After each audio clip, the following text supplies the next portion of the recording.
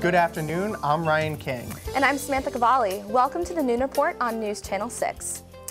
Former First Lady Barbara Bush passed away at the age of 92 on Tuesday in her home in Houston. Boucher, during his last at-bat back in the top of the first, flew out to Nolan Meadows in right. As he swings there, and that's going to be a base hit into the right center field gap. And Boucher is going to take second base as Meadows comes up with the throw. And it won't be in time as Boucher takes over at second base with the leadoff double in the top of the fourth. First up, Ben Brisman of the wrestling team was crowned champion in the 141-pound category. Brisman explained how he prepared for the match. Schaefer said that due to the loss of Mitch Gillum, who was the senior goalkeeper from last season due to graduation, they had to look for somebody else new to fill his position. And taking a look at what's making national headlines, in a newly released copy of memos written by former FBI Director James Comey, he describes President Donald Trump's objections to claims that prostitutes visited his Moscow hotel room back in 2013. The memos have emerged during the ongoing Trump and Russia probe and detail Comey's exchanges with the president about the Russia campaign interference. Students and faculty of the college have been coming here all day in the north part of Campus Center to get their haircut. You can either donate 8 inches for free or get a haircut for $10. Sam, what do they have to do in order to turn things around here? So I definitely think offense in the past 3 games that they've played against the Eggley, they've only scored 5 runs. And a lot of those runs have been coming either in the beginning of the game or near the end of the game.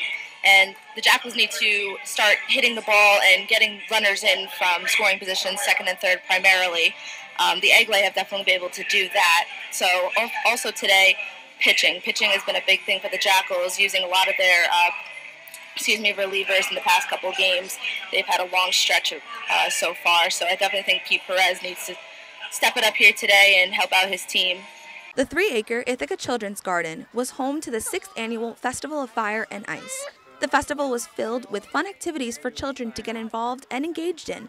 Executive Director Aaron Martell said that the Ithaca Children's Garden's primary mission is to inspire the next generation of environmental stewards. It's really serving a critical need in today's world where kids are spending more and more time inside and less time outside.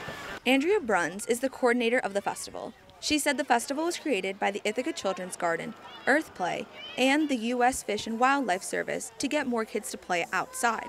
The 3 groups created International Mud Day to get kids to play outside in the summer, and the Festival of Fire and Ice was the winter counterpart they came up with.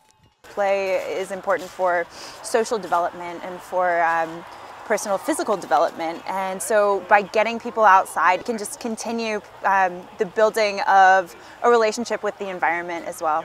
With temperatures reaching into the mid-20s, most people are now resourcing to the fire that's standing behind me, or also grabbing a cup of hot coffee. Festival participant Jamie talked about what he has done so far at the festival. I roasted marshmallow.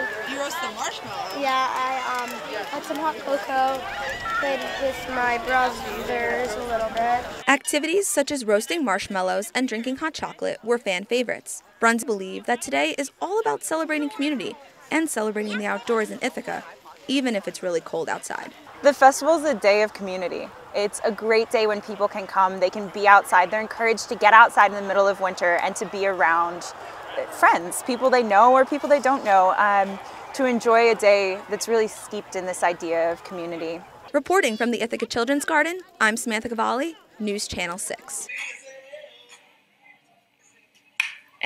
Oldham swings at that. That goes far back, left field line, over the fence, and gone for Taylor Oldham. His first home run as a New Jersey Jackal this season. And Taylor Oldham had that one all the way. As soon as it was off the bat, you could tell it was going right over the left field fence, and he just pulled that one and took it all the way. Tomorrow, the Commons will be filled with thousands of people who are participating in the March for Our Lives rally. Members of the Ithaca community and students of the college have been preparing for the march and rally. We're young and we want change, and we're able to do it, and we're going to fight for it, and we're not going to let people silence us. Every week, the Ithaca College Futures Club meets to discuss tough topics. Wednesday night's meeting discussed gun control and efforts to prepare for the upcoming rally. The discussion was led by Futures Club co-founder Jawan Bennett. He said this was one of the best discussions the club has had so far because of the topic's relevance. think like everyone's like kind of like fired up and like, oh, I want answers now and I feel this way about this now. Like everyone's just super passionate.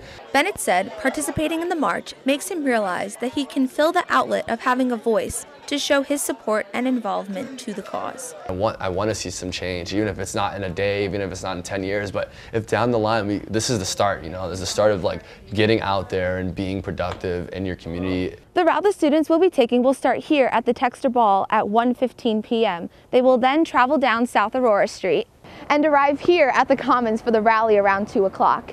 To prepare for the rally, IC Democrats hosted a sign-making session for students to come out to the pub and make signs for the rally.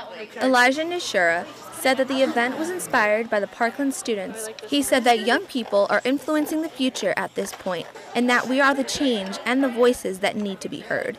I mean, we can all say we went to school. It was a place where we had some of our most memorable moments, and so I think for someone to not feel safe at a school or a place of worship or movie theater, it just is not acceptable in our society today. So. Reporting from Ithaca College, I'm Samantha Cavalli, News Channel 6. February 22nd, 1980, this arena was home to the miracle on ice between the United States of America and the Soviet Union. Now, on Saturday, March 23rd, it's home to the ECAC Conference Championship between Clarkson University and Cornell University. This is the 5th time these two teams have met in the conference series, and Cornell currently leads 3-1. Now, how did these two teams get here? Let's quickly recap Friday night's semifinal games. All right, so that's all the time we have for today. Thank you so much for tuning into the Noon Report here on News Channel 6.